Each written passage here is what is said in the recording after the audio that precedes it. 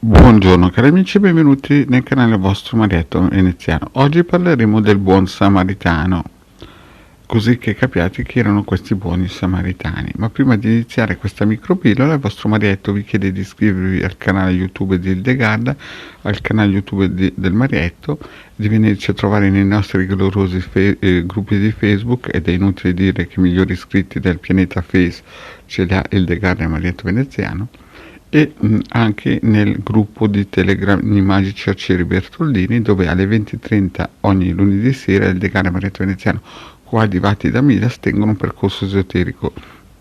I link sono sotto nella descrizione se volete accedervi. Se avete problemi chiedete pure a Midas, che è sempre molto gentile e cordiale ad aiutare chi vuole entrare se ha problemi. Bene cari amici, e mi raccomando, anche se vi scappa un super like, il vostro Marietto Veneziano è sempre ben felice, e anche un bel commento sotto. Ma parliamo di questi samaritani. Chi erano? Nella Bibbia si vede questo Cristo che fa la parabola, racconta la parabola del buon samaritano, e cioè di quella persona che viene massacrata da dei ladroni per strada e solamente un giudeo o con il suo aiuto gli altri passano e lo lasciano per terra morente.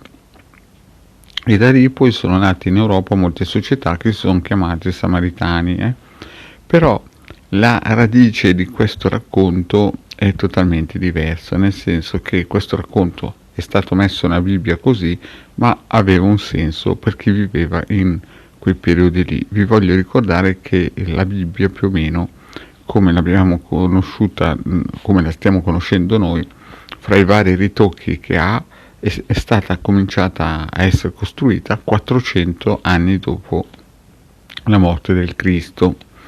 Ma 400 anni prima di quando fu costruita, cosa è successo? È successo che in quel periodo lì c'erano queste 13 tribù di ebrei, di cui una erano i Sarmadi o Samardi e una era quella dei Giudei, ed erano cani gatti, erano proprio cani gatti, perché i Sarmadi facevano sacrifici umani, uccidevano bambini, uccidevano anziani e non uccidevano le bestie in sacrificio ai loro dei, e i Giudei invece uccidevano al massimo un agnellino. Quindi i Giudei sarmadi erano come cani e gatti, nel senso che uno praticamente non riusciva a sopportare l'altro, e i Giudei vedevano i sarmadi come un pericolo pubblico proprio perché facevano magia nera, no? In modo importante.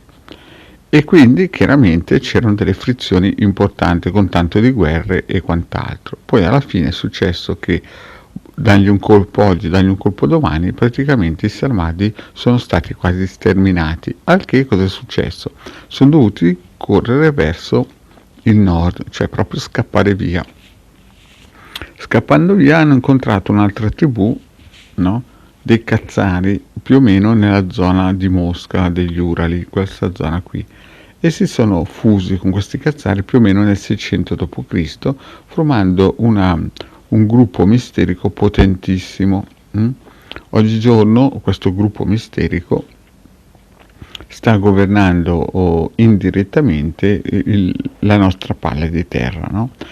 Tusis, in un suo libro L'aristocrazia nera, ne parla in modo dettagliato e anche molto semplice, quindi chi ha la possibilità è meglio che si compri o il PDF o il libro del Tusis, perché lo spiega in modo molto semplice chi erano questi signori. Andando avanti nel tempo, poi questi signori si sono nascosti dentro il popolo ebraico, e in questo momento li potremmo definire come gli Askenaziti. Sono sempre stato un popolo molto chiuso, molto, come si suol dire, dedito alle scienze occulte, più che altro scienze occulte nere. D'altra parte i giudei sono diventati quello che noi conosciamo sefarditi. E perché il nostro occidente, come si suol dire, ha avuto uno sbalzo di conoscenze e di diciamo miglioramento a livello materiale? Per il semplice fatto che questi sefarditi sono stati, come si dice, non iniettati, ma aiutati dai cabalisti, che si sono infiltrati in questi sefarditi, e passando dall'Africa del Nord dalla Spagna e arrivando in Italia, insomma in Europa, hanno potuto dare le loro conoscenze tramite questi sefarditi ebrei, e quindi l'Europa in un certo senso ha avuto questo sbalzo in avanti di conoscenze.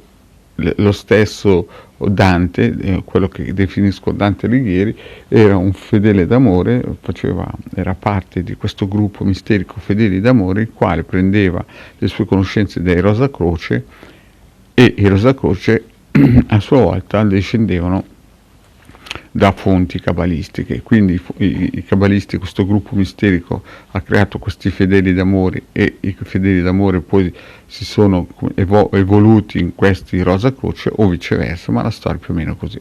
Uno dei tanti era Dante, l'altro Leonardo da Vinci, e via dicendo.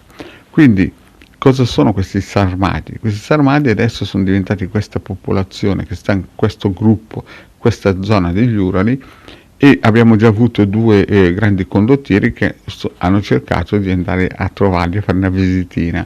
Uno era Napoleone e l'altro fu il Führer. Purtroppo a Mosca si sono sempre dovuti fermare e ritornare indietro, e quindi lì poi è successo quel che è successo. Quindi, cari amici, questo piccolo racconto per farvi dare un'idea di cosa sono questi sarmadi, che adesso si chiamano in un certo senso Ashkenaziti, e che di riflesso con le loro arti magiche, le loro conoscenze esoteriche piuttosto nere, diciamo così, riescono a governare senza che le persone se ne rendano conto il globo. Dall'altra parte chiaramente ci sono altri gruppi misterici che li guardano, nessuno vuol prendere il loro posto e cercano di controbilanciare tutte le birichinate che fanno. Bene, cari amici, detto questo, il vostro Marietto ha finito sulla via